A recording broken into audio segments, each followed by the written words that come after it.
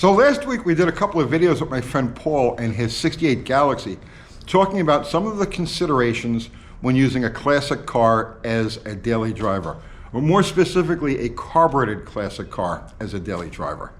And we covered a lot of ground with those videos, but going over it all and reading through comments, I realized that there's one area in particular that we need to focus our attention on, or really need to deep dive. And it's not the carburetor. Right away people think, because the carburetor is the center of attention, it's like, that's where the problems are. But the truth is, most of these problems are put on the carburetor. The carburetor is only really responsible for one specific issue, and everything else has to do with the fuel delivery system. All right, so I guess it's worth saying it again. Today's gasoline is not formulated like the gasoline from back in the day when carbureted cars were the rule rather than the exception. Back then, gasoline was formulated with an additive package to prevent it from evaporating and lower its boiling point. So the old gasoline would boil at, let's say, 175 degrees, give or take, and today's gasoline boils about 30 degrees lower than that, in the 140 degree range. And the 10% ethanol only aggravates that. So as a result, carburetors are subject to heat soak. This is really the only specific thing that you can attribute directly to the carburetor. And that heat soak happens when you shut the car off, so everything's at operating temperature and you're driving it along, and then you shut the car off and let it sit for 10 or 15 minutes. And when you go to restart it, you don't want to start. You just want to crank, crank, crank, crank, crank. And what's happening there, the heat soak, is that when you shut the engine off, the coolant stops circulating, the fan stops blowing, and the temperature under the hood rises. And when that temperature rises, it literally boils the fuel inside the carburetor. The fuel boils, overflows the carburetor, and floods the engine. The simple, easy fix for this, and there really is no other fix for it, is just that beware that after the car's been sitting for a few minutes, it's going to be partially flooded. So when you go to crank it, put your foot to the floor, crank it until it starts to catch, back your foot off the throttle as the engine speed picks up, and then boom, she'll clear out and run. That's the only issue you can directly attribute to the carburetor itself. Everything else has to do with how the carburetor is fed. And like I said, this is where the majority of the problems happen. Now, just as a side note, some parts inside the carburetor are subject to damage from today's ethanol. Like for instance, if you're using a carburetor that has an old-style leather accelerator pump, it'll dry out and become worthless. If the carburetor has a neoprene-style accelerator pump, ethanol will not hurt it. The ethanol is damaging to small engine carburetors that are gravity-fed, and that because it's a closed system, in other words, the fuel keeps being fed to it as it sits, the gasoline will deteriorate, the water will separate, and it'll damage a small engine carburetor. Automotive carburetors are different. When the carburetor sits for any amount of time, 2 days, 3 days, the gasoline just evaporates out of it and it's rendered harmless. Yes, in some circumstances you can get a crusty residue that will block some of the smaller passages inside the carburetor, like in the idle circuitry. But for the most part, it's nowhere near as bad as the old gasoline, which would reduce to like a gum, a varnish, and create a lot more damage. Today's gasoline is better for engines in general because you don't get that gumming up of components inside the engine. In the old days, you used to get gum and varnish will build up on the stems of the intake valve and hold the intake valve open, keep it from closing completely, and you drop that cylinder, and you get that popping up through the carburetor. And all of you old timers remember that one. You also got rings that would get gummed up from burning that fuel that had those additives in it. So today's gasoline overall is better for the engines that we use than the stuff that was formulated to be run in it. I know that there's a lot of myths and stuff like that, but I'm telling you from the experience, bottom line, today's gasoline is better. But problems that you're gonna come across, and they're all in that fuel delivery system. So since we're talking about carburetors first, or we mention the carburetor, we have to go with a second factor, and that's that today's gasoline evaporates quickly. So if you leave an engine sit for a day or two and you go to restart it, the carburetor's empty. All of the fuel in it evaporated away. And so you've got to crank it to get the fuel back up. That's not a carburetor issue, that's a fuel delivery issue. So for that, and there's a very simple fix to this, if you don't want to actually open the hood, take the air cleaner off, prime it with gasoline, and go through all of that, and that's to hook up a simple pusher fuel pump in the system, preferably back by the fuel tank. You would use for this, you would use a clacker style pump. You can't use a vane style pump like a Holly. You have to use like the low pressure Airtex pump, clacker style, which doesn't present any restriction to the mechanical fuel pump pulling fuel through it. So you don't have to go in any crazy bypasses or weird fuel circuitry or check valves or anything like that. Just a simple clacker style pump in line. And you can even wire it to a momentary contact switch so that when you get into the car after it's sat for a couple of days, you just hit the switch, the clacker style pump pressurizes the fuel line, fills the carburetor, and now it'll start, boom, first click of the key. Simple, easy fix. But drivability problems are all going to be centered around the fuel pump. This is where most of the issues lie. And there's actually some simple mistakes people make that only aggravate the situation. So the mechanical fuel pump is subject to the same external temperature as the engine itself. So whatever your coolant temp gauge is reading, that's pretty much the temperature that this device is seeing. And if your engine is running at 195 degrees, 200 degrees, well, the external body of this thing is right there at that temperature. So fuel is actively trying to boil and separate inside of it pretty much all the time that it's running. The thing that keeps it from going over the edge is it's on the edge. So you've still got a fair amount of liquid fuel in there passing through it that's damping down the temperature. But if you're sitting at a light for any amount of time, let's say you're sitting in traffic, the amount of boiled fuel inside the pump negates any pumping action. As that fuel boils, it starts to push the gasoline back towards the tank. The pressure of the boiling fuel is greater than the weight of the gasoline, coming towards the pump, and that's when you run into the vapor lock stall, because it can't pump vapor.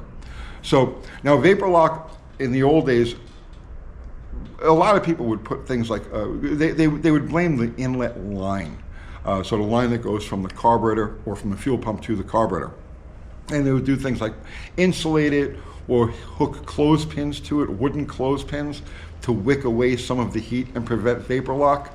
But ultimately, that line is not where vapor lock happens. Vapor lock happens at the pump. So, a couple of things.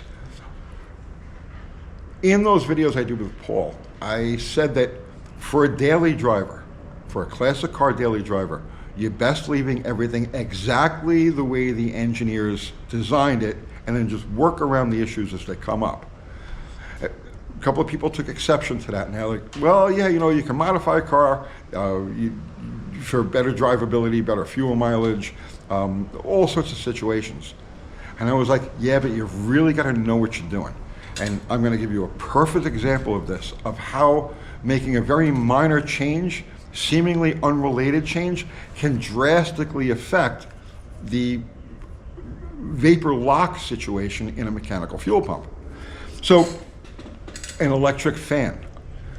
An electric fan on a daily driver, a carbureted mechanical fuel pump daily driver, is a no-no. I know, it frees up power. It's convenient. It's more efficient. But the cooling fan on an older engine, on a carbureted engine, actually serves two purposes. The first purpose is the obvious one. It's supposed to pull cool air through the radiator when the car is stationary or not going fast enough to create airflow on its own. That's the primary job of the fan. The secondary job of the fan is to keep air flowing under the hood. Almost universally, these things are mounted low and at the very front of the engine, right exactly where the fan is. So that cooling air that's being blown over this helps wick away some of the heat and reduces the tendency for fuel to boil inside of it. So if you're dealing with a mechanical fuel pump engine, a belt-driven fan, and it doesn't matter if it's a clutch style or stock fan, or regular fixed fan, or a clutch fan, or a flex fan, it doesn't make any difference. It's a mandatory thing when you're running a daily driver, a carbureted daily driver with a mechanical fuel pump. That flow, I know you lose efficiency, I know all about that, but at the same time, that constant cooling flow is necessary to keep this thing happy and keep it from boiling. So that's one aspect. Now, another thing is a return line of either a vapor separator fuel filter, like this one here, that has 3 nipples. And I've already done a video on this. One of the first videos we did on this channel that got any traction, it was called an $8 fix for vapor lock. And it has to do with installing a vapor separator filter in someplace in this system, preferably very close to the fuel pump. So a vapor separator filter has an inlet and it has 2 outlets. So this is the main outlet that would go directly to the carburetor, and this is a vapor separator line right here. And this has a small orifice inside of it, and this serves 2 purposes.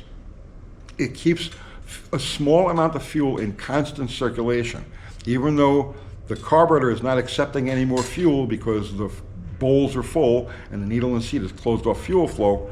The vapor separator fuel filter keeps some of that fuel moving.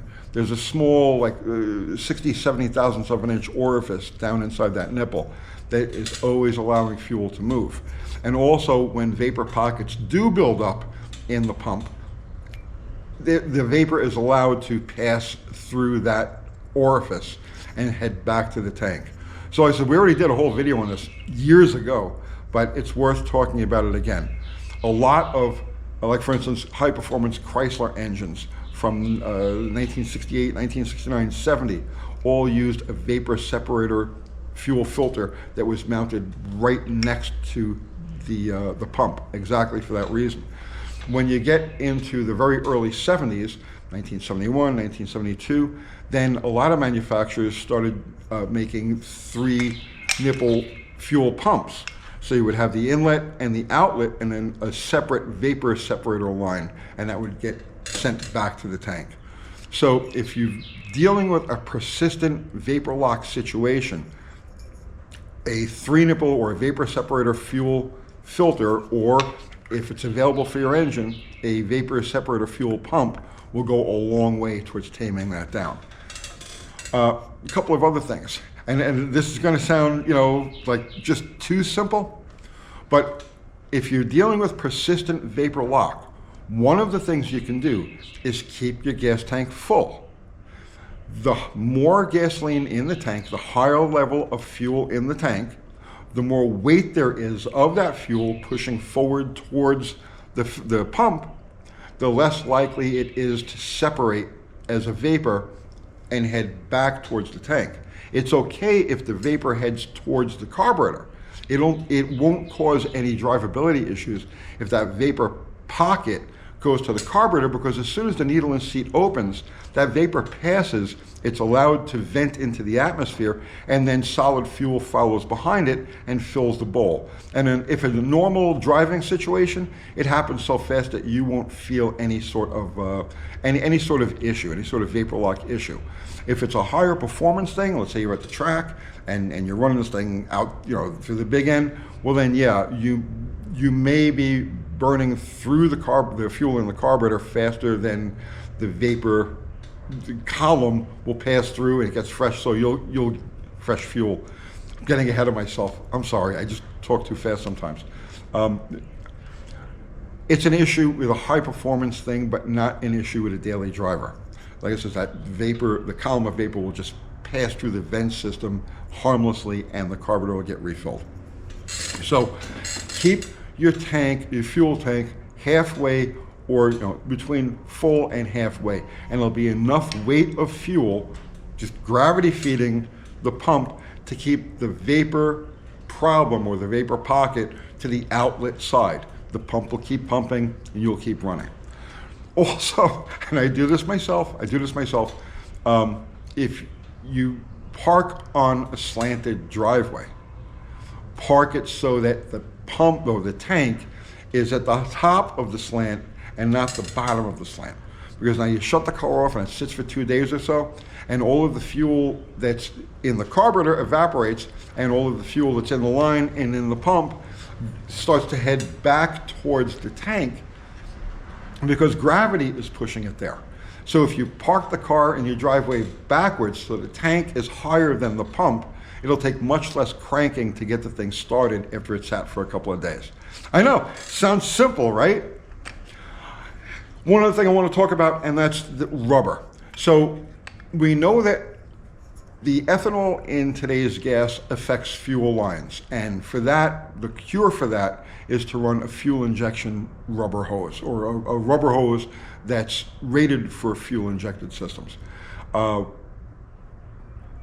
ethanol won't harm that. The diaphragms that they use in the mechanical fuel pumps, though, in all of the years that I've been running classic carbureted engines with mechanical fuel pumps, stock mechanical fuel pumps like this thing, I have yet to have a fuel pump failure that could be related to the ethanol gas. So the rubber that they use in the diaphragms of these things is ethanol safe. I don't know what it's made of, and I can't quantify this with any factual statement saying, yes, it's made from this, so this doesn't happen to it. I'm telling you from firsthand experience. Many cars, many fuel pumps, thousands of gallons of ethanol gasoline, and I have yet to have one of these things, let's say, go bad because a direct result of using the ethanol. They're pretty much trouble-free. The mechanical pump that's in the Charger, which is identical to this one, has been in there for the 12 or 13 years that car has been running, and it's never seen anything but 10% ethanol gas. So that is not a problem. Was there anything else I wanted to cover on this? I'm sure there is, and that's why I should take notes, but I don't. I do all of these videos off the top of my head because it's the only way I can do them. I get confused if I make notes for myself. It's just a brain damage. I can't help it. So if I miss anything or you have any questions, throw it in the comments, and we'll expand on this topic some more, because ultimately that is where nearly all of your problems are going to be centered. The fuel delivery system, not the carburetor, the fuel delivery system, and how you treat it. So I hope you got something out of that, and I'll see you tomorrow.